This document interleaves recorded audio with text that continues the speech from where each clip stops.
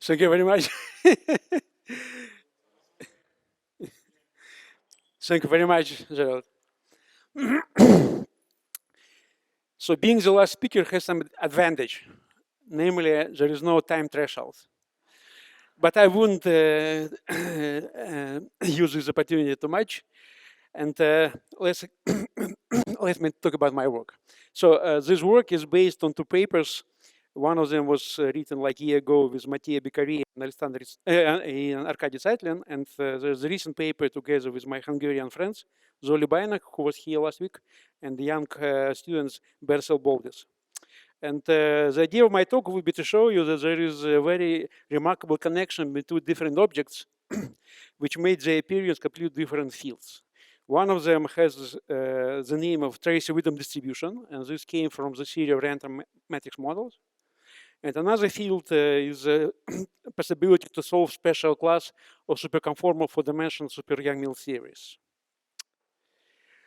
And let me first of all start with the outline and the summary of my talk. So the goal of the whole activity, which I'm going to present you, is try to solve special class of four-dimensional superconformal Young-Mills theory.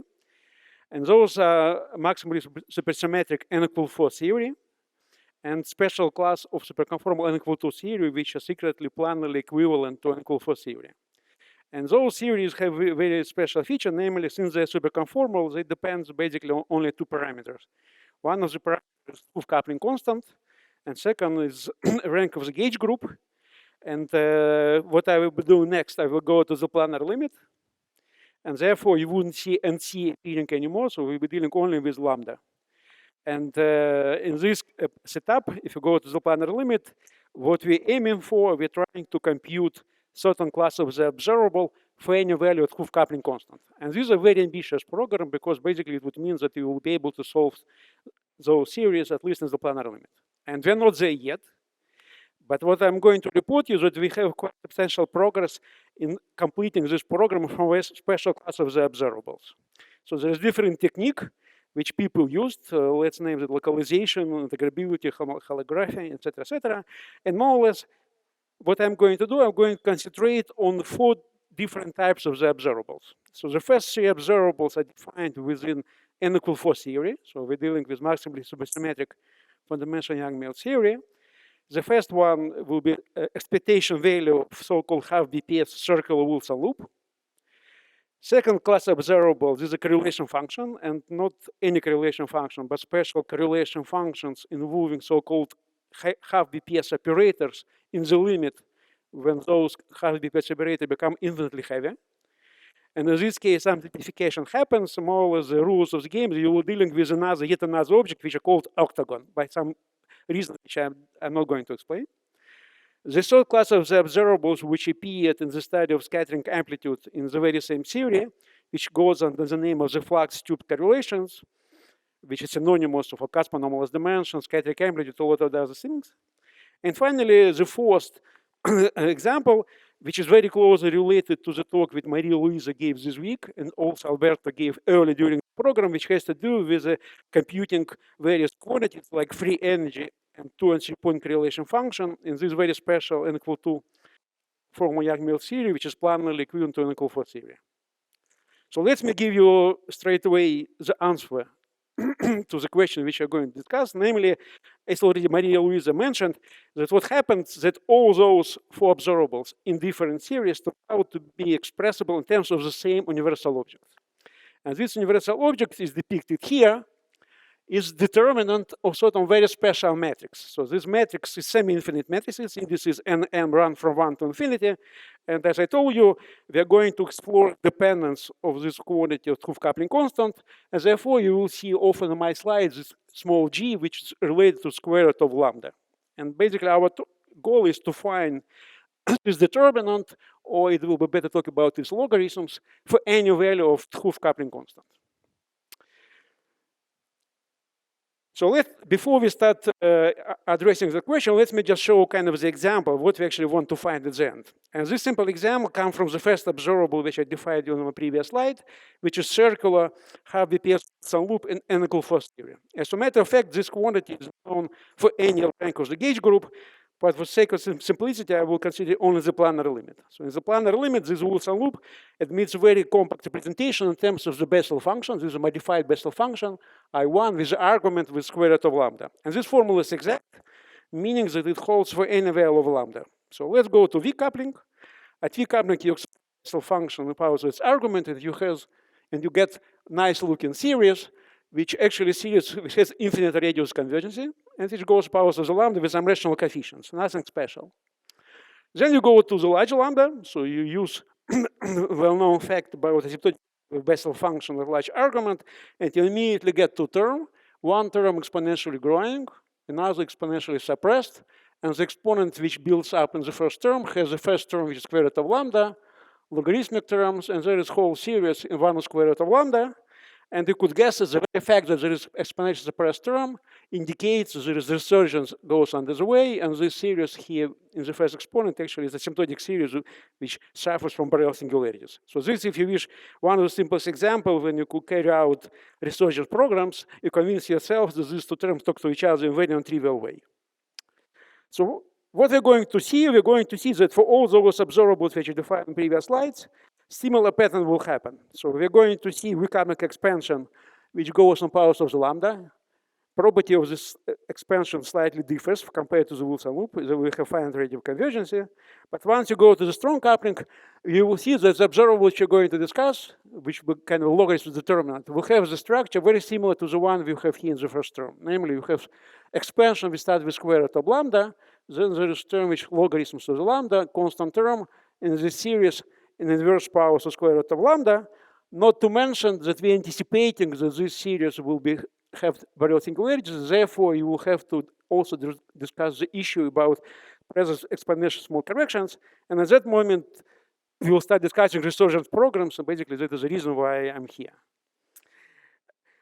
So let's first ask ourselves the question, what could you say about this series? So I mentioned here you have this ADS-CFT setup. This is a very powerful technique which allows you to compute certain terms as this expansion. And as a matter of fact, right now we have a well-defined framework for computing the first coefficients. It's quite difficult, but you can compute in principle if you're sufficiently patient to find coefficient A0. For coefficient A1, it becomes order of magnitude even harder to compute compared to A0, and there is only a few examples when this coefficient A1 has been computed. If you continue further, as a matter of fact, there is no any systematical scheme which would allow you to compute neither B, no coefficient A, and I would even not mention these exponentially small corrections. With one exception, which actually was given 2 days ago in Concau talk. If you're talking about integrated correlator, you have expansion similar to that one, and you remember that he was all discussing, he also has exponentially small correction which coming from expansion of integrated correlators, which he attributed to the instanton, Walsh-Reed instantons. But basically what I want to do, I want to discuss the question whether you could compute this function f for those observables I previously discussed, including coefficient A, those exponentially small corrections. But for this to happen, you have to expect some powerful machinery to be involved. And this machinery goes under the name of the Tracy-Widom distribution. So what I'm going to do, I'm just going to take some detour to introduce you to this object, and then I will come back to show you that there is a very intricate relation between this Tracy-Widom distribution and determinant which appeared previously on my slides. So let's talk about Tracy-Widom distribution. So Tracy-Widom distribution describes statistics of the level distributions for Hermitian matrices whose size n goes to infinity. And the simplest example you could consider, just take a Gaussian unitary ensemble.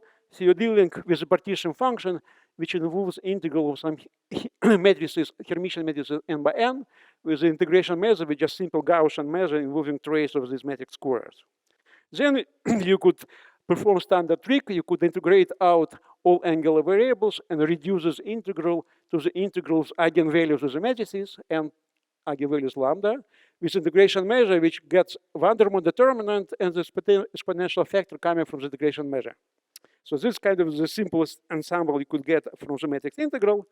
But some time ago, mathematicians introduced some generalization of this quantity, which goes under the name Wishart matrix theory.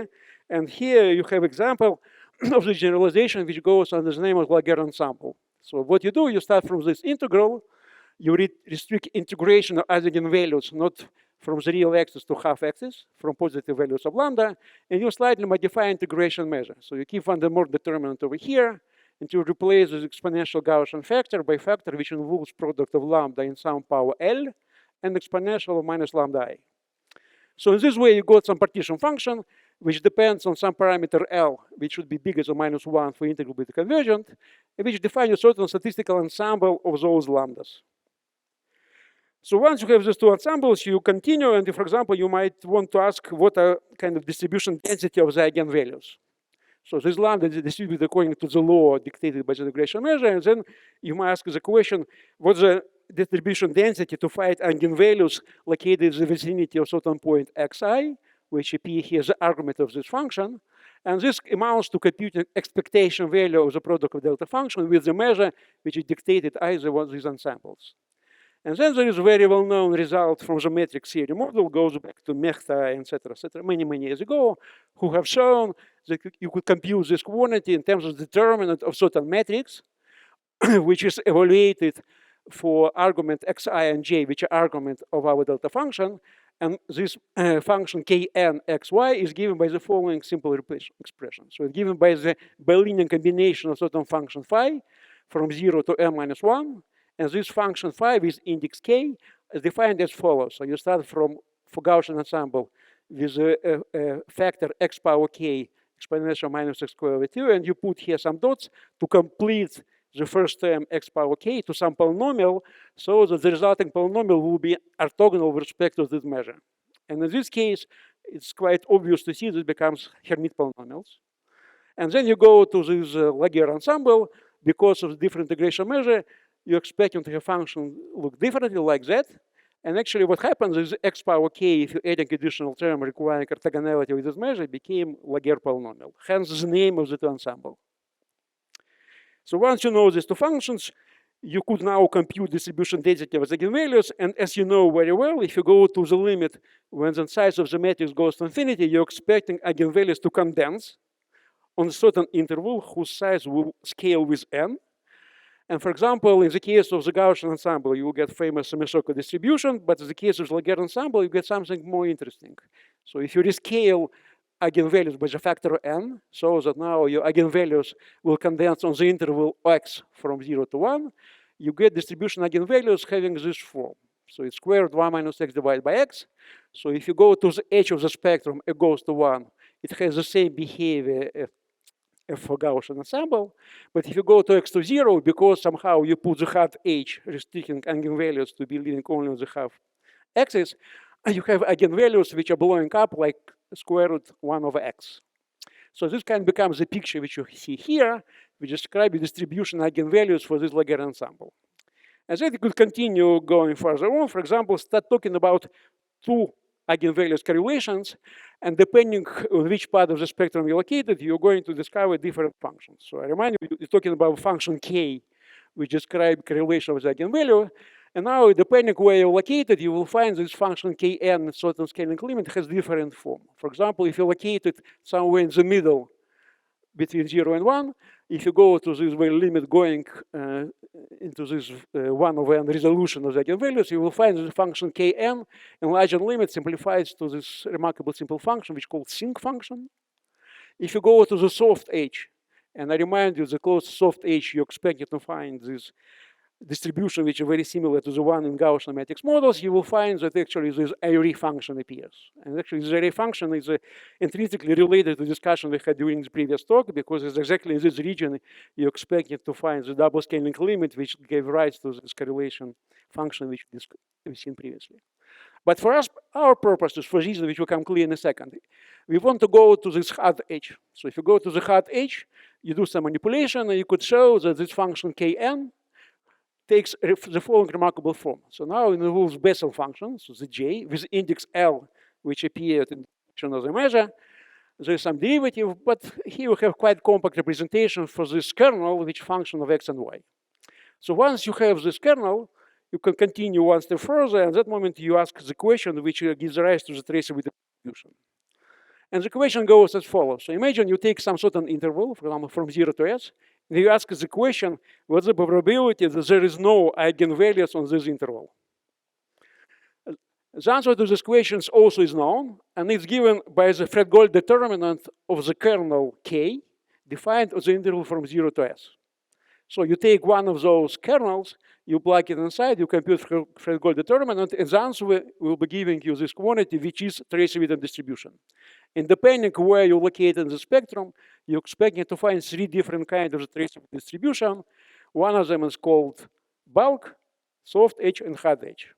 And if you just want to make it more human-looking like, this Fred-Gold determinant could be written as an infinite sum involving integrals of x1, etc., xn, with the determinant of this matrix k, xi, xj, with x and j integration variables, and you integrate of the interval from 0 to s, and this is exactly the interval when you don't want to find eigenvalues. And it's yet another side remark. During the previous talk, we've seen the appearance of this quantity. So this determinant for every case is exactly the one which appeared in the discussion we had previously. But for reasons which, again, I will explain in a moment, we would like to be interested in this Bessel kernel and hard edge. So now let's concentrate. So we're talking about a distribution of the eigenvalues close to the hard edge, close to the 0. And you ask again the same question: could you compute analytically this quantity, which again give you probability don't find any eigenvalues on the interval from 0 to s? As a Tracy-Widom found remarkably simple expression for this quantity. They have shown that this probability, being determinant of the Bessel kernel with the interval from 0 to s, has this following form. So it's exponential, and the exponent you have some integral which go from 0 to s.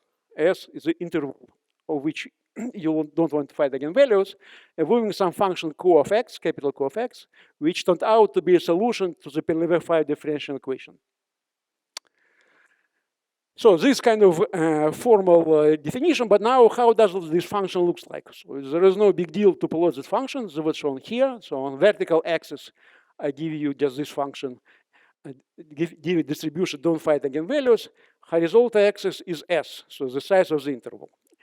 So what you find here, you have find the function which starts at 1 and then exponentially fast vanishes when go to large s.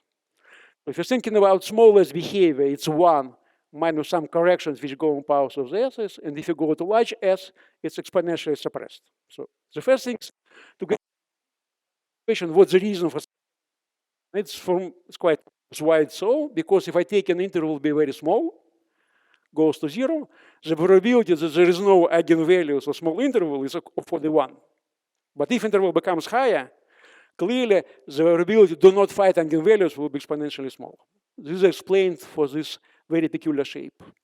But what's important for us, if you now compare these two formulas with the formulas which I've shown on my previous slides for asymptotic behavior of the Wilson loop, you will find there is quite remarkable similarity. Namely, at a weak coupling, the Wilson loop had expansion of powers of the coupling constant, and here you have formula like that. But when coupling constant was growing, you finally got a at that moment, you already see some kind of similarity between the different quantities. One hand side, it was a Wilson loop. Now you have completely different quantity, which is Tracy-Widom distribution with interval s scaling like square root of Hoof coupling constant. So it's quite observation. So, but what's the reason for this matching? To explain you the reason, we have to do one more. Namely, we're going to generalize this Bessel kernel slightly. Before I was telling you that we were interested in this integral operator acting on the interval from 0 to s, because this kind of was the interval on which we were looking for the eigenvalues. Now I want to be more flexible. I don't want to put the sharp cutoff on this. I want just to make some function chi, which will be describing some exponential function decreasing at large y, and this can become the cutoff which will cut off the values of the y. So it's not really the function which appears for matrix model, but it's kind of generalization when you put some natural cutoff inside the kernel. And now we have this function phi n, which is given by this formula, including the Bessel, and the reason for all these funny factors in square root of x, because it follows from the properties of the Bessel function that this function actually form orthonormal basis. So they're orthogonal with respect to each other on the interval from 0 to infinity. That is the reason why it becomes very convenient to have them. And here what you have, you more or less have expansion of certain kernel of the basis of the function with this calligraphic chi function entering into the formula with g being parameter which will define more or less the width on which this operator acts.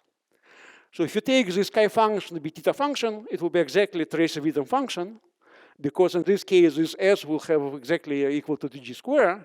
But in principle, consider the function chi as being yet another variable which you introduced into definition of distribution. And for example, there were some papers when people were looking for so-called cold atoms, and in this context, it became quite natural to think about this chi function like Fermi-Dirac distribution. And if you want to generalize it, it's quite natural to generalize it to have finite temperature generalization with T being temperature and mu chemical potential. So it's like you making the step function, you make it kind of making smooth, exponentially long tail. So now let's take this definition of kernel K with function chi, and let's define the Fredgold determinant of this operator. So in this way, you're getting natural generalization of the Tracy-Widom distribution when you have function chi and not theta function by arbitrary smooth function. And you ask the question, how does determinant, logarithm determinant of this function looks like? So if you don't like deal with integral operator, you could take advantage of the fact that this function is orthonormal to represent this operator by semi-infinite matrix. So namely, you just take this kernel, you project it on my function phi n. Due to completeness, you're expecting to have infinite sum of the corresponding basis functions with k and m being semi-infinite matrix. And it's quite obvious to see that this semi-infinite matrix is given by the integral from 0 to infinity involving the product of two Bessel functions with our function chi. And in mathematical literature, this chi is known under the name of the symbol of the Bessel operator. So in this way, you take chi function, you plug inside to get certain matrix. So why this matrix is so special? It's special because it turned out that for all those observables which I mentioned in the beginning of my talk, you find that this matrix K, which appears inside the determinant, exactly has this form, but function chi varies depending on the observable. So let's go slowly and to see how it happens. So I introduce you 4 different types of the observable. For example, for circular Wilson loop, for which we knew the exact result. Remind you, it was Bessel function of index 1. You could show that this circular Wilson loop is given by this Fredgold determinant of Bessel kernel with the function chi being minus 2 pi square over x square. Then you go to n equal to theory, and this appeared already in Marisol's talk. You find the same matrix, but in this case, the function chi is minus 1 of the sin square x over 2. You continue further, you go to n equal 4 theory, and talking about 4-point correlation function, completely different observable. So this 4-point correlation function is function of 2 cross ratios. So you're expecting to find dependence of kinematics. And here dependence of kinematics enters through this letter y and xi. There's a synonym with the cross ratios. And the corresponding function chi has this funny form with some square root, etc., etc. So finally, you go to another observables, Caspar normalized dimension, scattering amplitude, and you will find function chi of slightly different form as well. So once again, let me emphasize you that in all those cases, you encounter the same object, determinant of this semi-infinite matrix. The only difference, you have to adjust the function chi according to the definition of the observable. So if you now look at these 4 different functions, you will see that they have something in common. Namely, if you go to large values of x's, all of them decay, right? They decay sufficiently fast. The first one has power-like decay, all 3 others exponentially fast decay. But aside from this, they look equally good. So now we reformulated one problem which was complicated in terms of another problem which may be even more complicated. Namely, now you have to find the way to computing this Fredgold determinant of Tracy-Widom distribution for more or less random function chi. So how could you even address that question? And it turned out this question has been answered a century ago. At that moment, you find out that there is yet another window into a quite beautiful piece of mathematics, which was initiated by a gentleman whose name is Seguin, who back to 1915 wrote a paper. So he was living in Budapest, and he was drafted during the First World War into Austrian army, and he served during First War in some place where luckily he had some time to do some science. And at the time he submitted this letter, which later became known as the first Seguin theorem. And then, if you're translating what was in that letter, modern language, was he saying that if you're just thinking about this asymptotic behavior of this Fredgold determinant in the limit when G, I remind you the characteristic width on which operator acts to be large, the prediction of Seguin, first Seguin theorem was that this function phi should be linear in G with the coefficient A0 being given by the Fourier transform of the log of R minus function chi, evaluated as origin. So you give me chi, I compute function psi tilde, I evaluate it as origin, it becomes a prediction for the first term. Then 50 years later, the same gentleman wrote second paper, which goes under the name of second Segers, in which he gave a prediction for coefficient b, which is a constant term next to the leading term. And his prediction goes as follows. So once you already knew this function psi of tilde, what you have to do, you have to compute the following integral, psi tilde square with k decay from 0 to infinity. And everybody was happy until 1966, when these two gentlemen, Fisher and Hartwig, decided to apply this formula for kind of special function chi, which for small values of z has the following behavior. This 1 minus z in power 2 beta, with beta being arbitrary. So if you go through the calculation, you'll find this behavior translates into asymptotic behavior of psi tilde being minus beta over k for large k. So it behaves like 1k at large k. And if you now substitute this psi of tilde into formula for the b, you will find logarithmic divergence. So this divergence is in the literature as a Fisher-Hartwig singularity. And it appeared for very special kind of symbol of that kind. Unfortunately for us, if you just look for this symbol chi which appeared previously, you could easily convince yourself that for small values of x, they have exactly this behavior.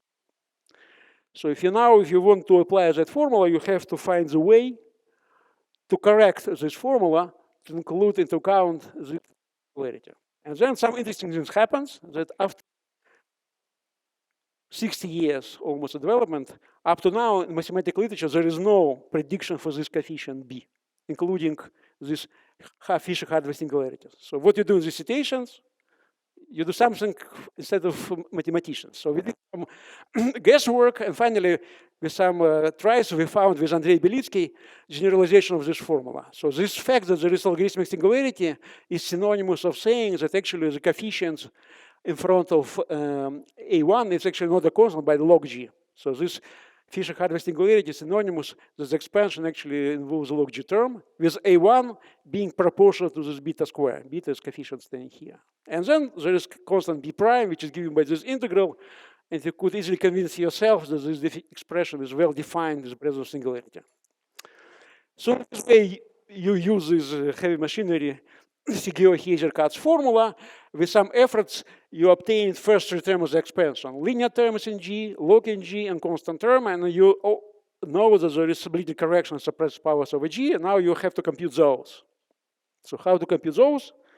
You use yet another method, which made appearance in yet another field, which is correlation function in two-dimensional integrable models. 20 years ago, Karepin and collaborators, they developed quite powerful techniques for computing correlation function, and these techniques turned out to be one which you could use in our case as well. I won't give you details of the technique, just summarize what comes out of the consideration. And basically, the summary is the following. So you want to compute this function. And instead of computing the function, you want to look for the derivative, logarithmic derivative with respect to coupling constant. So this function u called potential. Then this method tells you that for any value of the coupling constant, this function u, or if you wish f, satisfies the system of integral differential equations. So the first equation tells you, you take derivative of function u, it will be given by some integral involving our function chi and some auxiliary function q.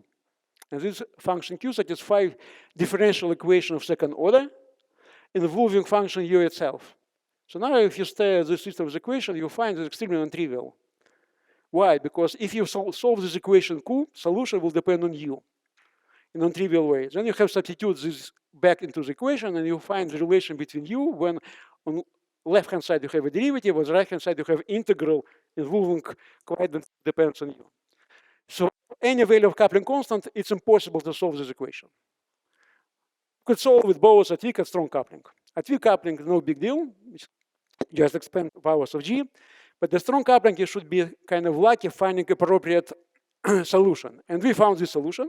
I just flash here some kind of a WQB and Z, which will involve some coefficients. You plug it inside the system as equation. You do some work, and finally you'll be able to compute the derivative. And once you know the derivative, you integrate it, and you get function f. So if you do so, what you will find at the end of the day, you will find the following expression for this function f. So the first three terms, as I told you, come from this Seguin-Hazer-Katz formula. So we know explicitly what are those coefficients, and now we have additional terms coming from the solution of the integral differential equation. So the first term, which you know here by function f of g, is just series which goes inverse powers of g. If you wish, there's a perturbative expansion, with expansion parameter being 1 over g. And there is some coefficient ik, which you can compute explicitly, and those coefficients depends on the function chi in quite a non-trivial way. But once again, you give me function chi, I compute the coefficient. So we had 4 different examples of function chi. You compute the one after another, and then you find out that there is a very funny relation. So if you take these 2 different symbols, one of them corresponding to the free energy n equal 2 theory, and another symbol corresponding to the correlation function in n equal 4 theory for special kinematical points, you will find those coefficients differ by the sign factor, order by order. What does it mean? It means that if you just look for this perturbative series, for these 2 observables, you have to conclude that these 2 series could be obtained one from another by going from minus g. These are interesting, but unfortunately, this relation kind of formal, because if you look again for those coefficients, you will find they have factorial behavior like that. And once you have behavior like that, okay, you're back to business, you have to deal with the Borel singularities. And in the same manner, this behavior translates into the fact that you have to put here additional factor to have the full function well defined, and this factor will have exponentially small behavior with the leading term scaling like exponential minus cg. We see exactly coefficient term here. So at this stage, even though you compute the function f, you still have to complete this delta f. And now you're entering into the world of term series and the resurgence. So computing this function f, it was difficult, but now it seems to be almost impossible to find delta f. And what happens, that actually is not true. It turned out that this differential equation, which I explained you previously, it's well suited to go even further. So basically, we found a very smart way how you could compute this function delta of g. And I remind you this function delta of g, first to start with, will describe exponential. And now I'm going to describe you the result. So what comes out the result of this calculation? To give you the result, I have to go one step backward. And I told you that the function chi, which I introduced at the very beginning, is a very important function. This is a function basically will dictate how your expansion looks like. It dictates how the coefficients looks like, etc., etc. And now if you look for this function 1 minus chi, it becomes convenient to parameterize this function the following way. So we've seen already previously that it should have behavior at small x on power 2 beta. This is this Fisher-Hartwig singularity generating log term. And what left over, it should be function regular at the origin. And then you could expand this function into the infinite product of terms like that. So in numerator, you have product of x squared divided by sufficient xn. Denominator the same with yn. And those xn and yn find the position of zeros and pole of this function, the complex plane. So the function is perfectly regular on the real axis, but if you go to the complex plane, you're expecting to find zeros and poles located along imaginary direction. And for example, to give you an idea why the decomposition is useful, for example, I go to the octagon, I evaluate this 1 minus chi, you could show easily that it is given by the hyperbolic tangent square, and you could always decompose this hyperbolic tangent square in a similar manner, and you will find that coefficient in front of this product is x power 2, so beta equal to 1. You already know log. And xn here becomes n, and yn becomes n minus 1/2. So you see that those xn are linear in n as well as y are linear in n. This is a very important property. I will tell you why. So once you know those x's and y for each of these symbols, here's the answer. The claim is that this function which appears in the expression of the determinant is given by the trans series, where the parameter of the expansion is g power a minus 1 exponential factor. So let's start with exponential factor. x1 is the smallest x. So here you have many of those x's. Among them, you choose the one which is close to the origin. Once you know it, you put here the exponent. So this fixes the exponent. And then a here tells you the degeneracy of this eigenvalue. For example, here the fact that the square implies that this x1 for this particular case will be double degenerate. And therefore, you have to put here a equal to 2. So this defines the parameters of the expansion. And then what you have to do, you have to multiply this power of the scale by some series which goes 1 over j with coefficients which now have two indices. One index tells you order in 1 over G, and second tells you what the power of the corresponding repeatable scale. And all those coefficients could be systematically computed order by order once you have function chi. Just to give you an idea how it does look like, we carried out this calculation using exactly this symbol. So we know the position of x's, we know the positions of y, you turn the machinery and give you back the expression for this delta function, delta f function. So here how it looks like. So here I displayed only the first two terms. So this term corresponds to n equal to 1, and that one to n equal to 2. So you have here this series which is inside the bracket with some rational coefficients, and here you have the prefactor. So exponential minus 8 pi g comes from evaluation of this object for x equal to 1. And this factor of g comes because of the equal to 2. So now here put g prime. The reason for g prime, because actually if you just do the expansion, you will find there is some log 2 appears everywhere. And then you could show that you could get rid from those log 2 terms by simply making additive renormalization of the coupling constant. So this simple shift kills all log 2 to all order of the expansion. That is the reason why this expansion parameter is better suited to discuss the properties of this transseries. And once again, if you're sufficiently patient, you could compute as many terms as you like inside each bracket, as well as add arbitrary number of terms exponentially suppressed. So this, if you wish, give you, together with the formula I gave you previously, it gives you full solution to the problem. You know transseries structure, and now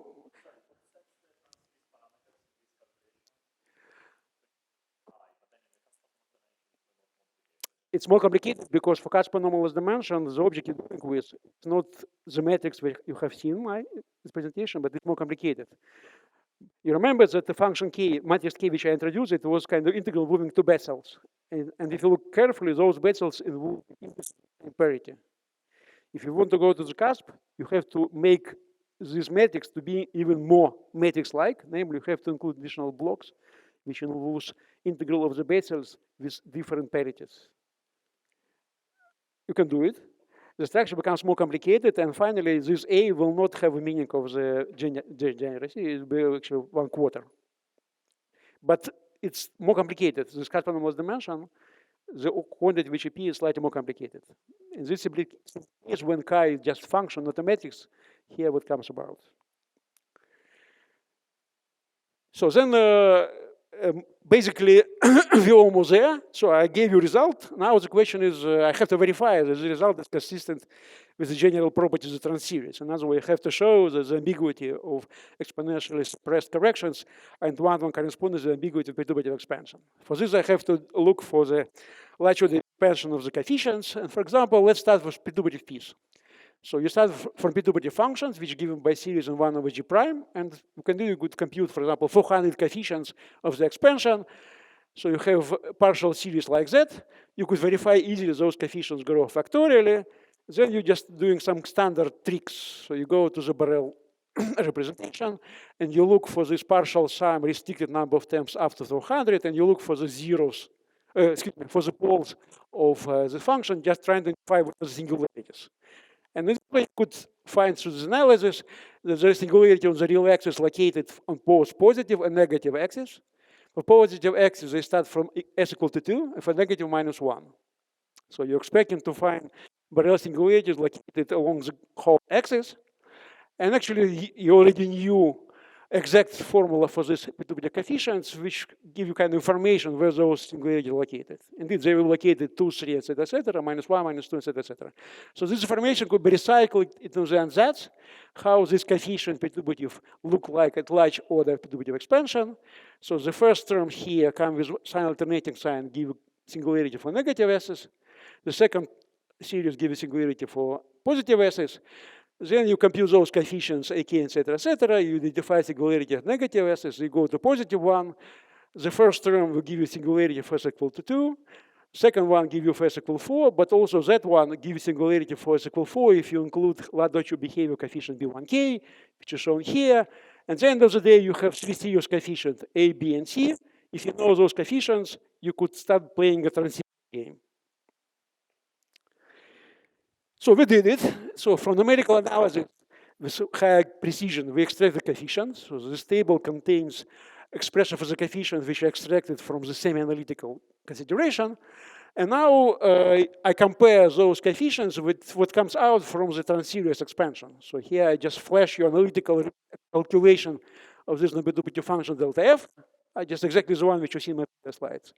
And then if you want to check resurgence relation, you have to verify that the ratio of P2P coefficient matches exactly the coefficient inside those brackets. And you see quite nicely that all those ratios shown here in blue matches exactly what happens in the first exponentially suppressed corrections, and those shown here in red corresponding singularity for 4 matches coefficient appearing here. So between ambiguities of P2P expansion and the P2P correction sitting here, which is another way of saying that sum of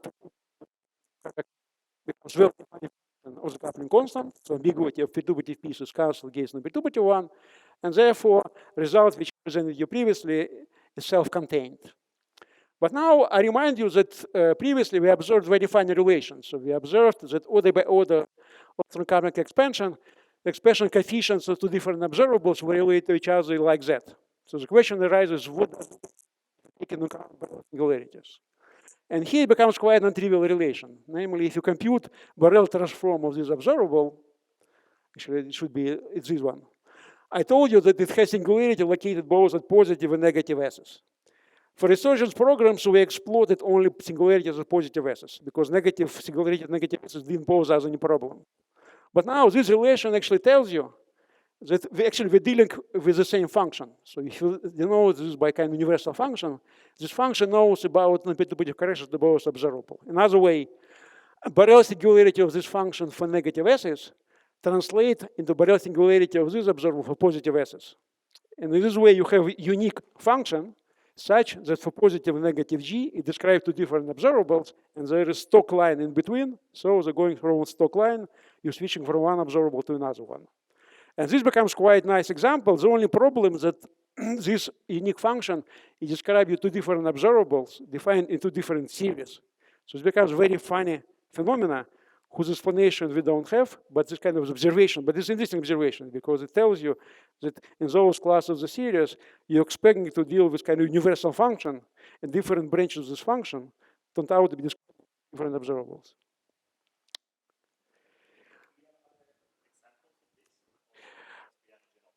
So we have 4 examples, right? We have 4 examples, as this more or less tells you that 2 of those examples relate to each other. Other examples don't verify this property. But already the very fact that these 2 examples do verify, to my opinion, is already quite interesting. I could formulate it slightly different. For example, I remind you this relation, it was a result of the fact that we just looked for the expression coefficient to different series and we found that there is sign difference. You could formulate the question differently. So imagine I specify a function chi and I compute those coefficients as a function of chi. I could give you another chi such that this relation will be verified. So in this way, I could construct 2 different observables with different chi, such as they're related like that. But then the next step is answer the question, do those 2 chi's correspond to physical quantity? Up to now, this is only example.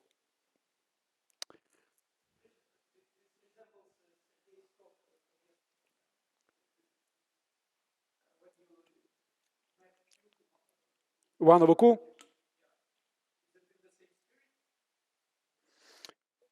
Yes, in some sense, but just to remind myself, if you go to Q to 1 over Q, you start from one quantity and you land it after the transformation to another one with the same theory or different theory. Then it's exactly this example. Yeah, it's.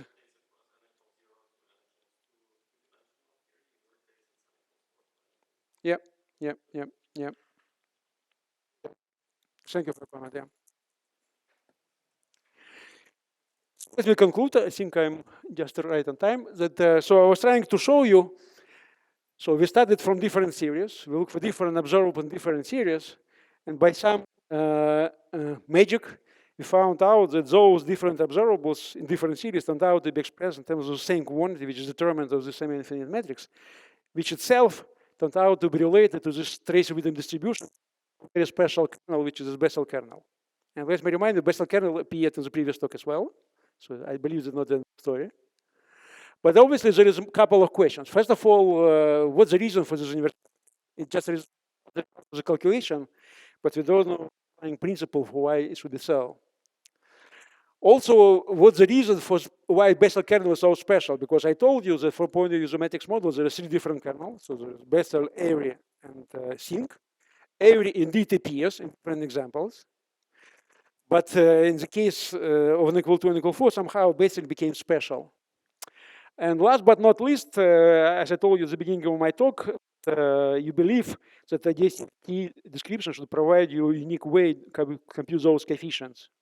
Up to now, we don't know, we don't have sufficient machinery how to compute. This tells you that basically you know the result. So knowing the result already hints you there should be a way to compute them as well. Very pressing question to understand how you could use holography to answer that question. And I think I stop here. Thank you for your attention.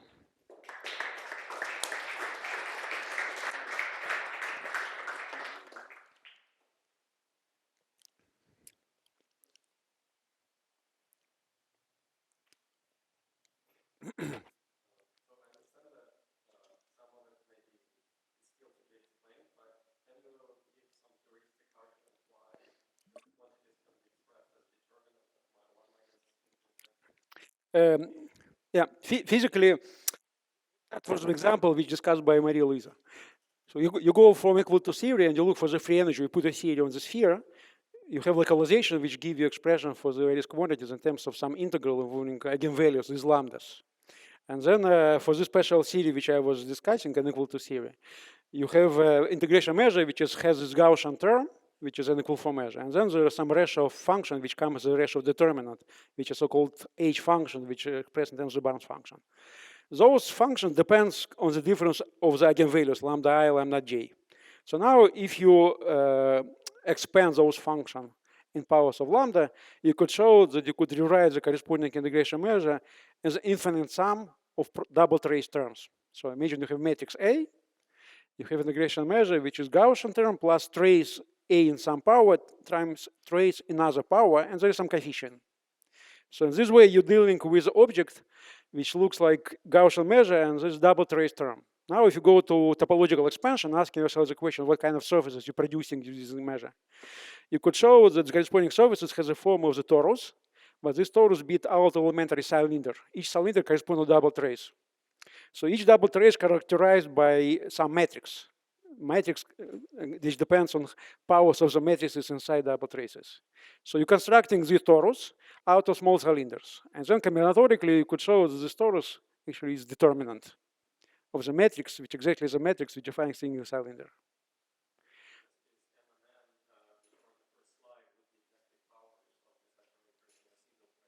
Mn.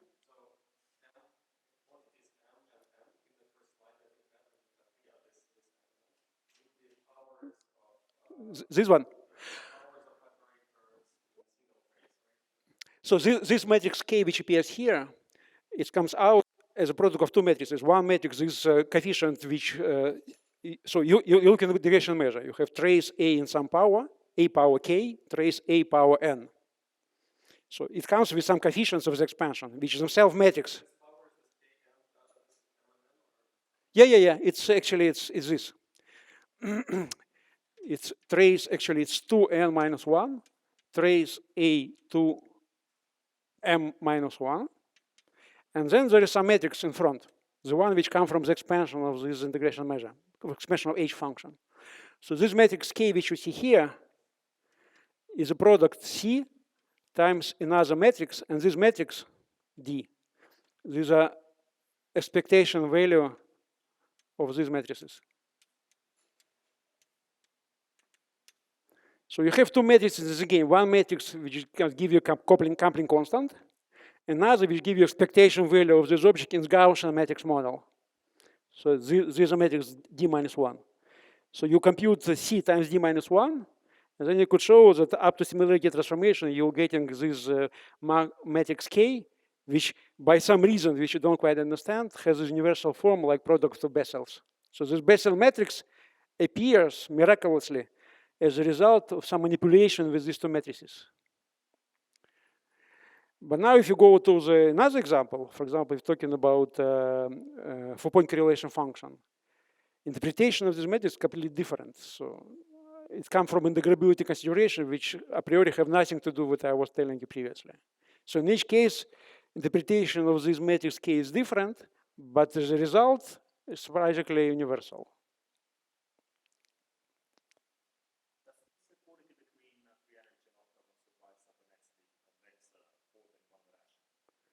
We don't know yet.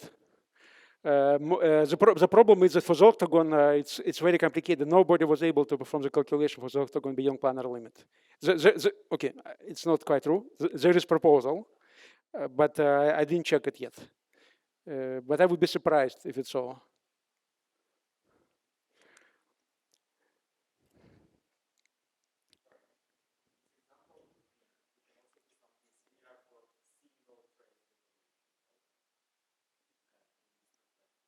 What do you mean single trace deformation?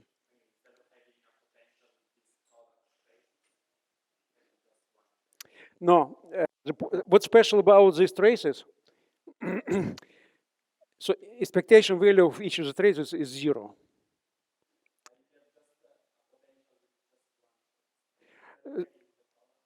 If you just have, if you just put, so you have matrix models and you put just trace in some positive, even power, the difference between this trace and that one, they have different behavior, large n. So if you put inside your matrix integral object like that, it will modify large n behavior with the free energy. So your free energy has a term which is n squared, which is sphere, torus, 1 over n squared, etc., etc., etc. So the free energy which I was discussing, it was these two terms. The first term, it was n equal 4 free energy because the series n equal 4 equivalent. And this object F1, which we're describing by this formula I gave, put them like that inside your action. It will modify already F0. I don't know, but they also modify F1 as well. But to answer your question, you have to first analyze this planar contribution and see what will be the result for this term. And it will definitely modify the n equal 4 result. So you will already be different from n equal 4 already in the planar limit.